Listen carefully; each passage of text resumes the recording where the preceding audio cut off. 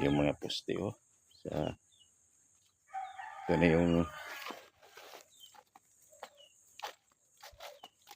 ito guys yung tinanim ko noon yan ang bunga niya ito na guys, yan ang bunga niya, malaki na ito, tinanim ko ito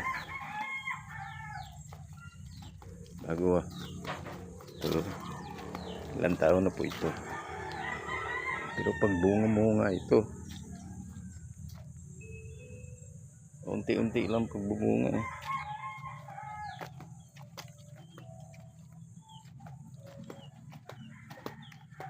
kaya mga luya tinanim ng ate ko.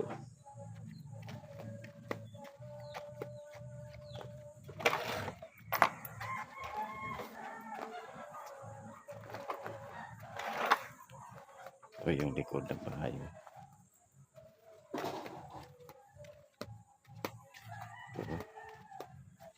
Taniman ko ito ng ampalaya. Hanap ako ng seedling.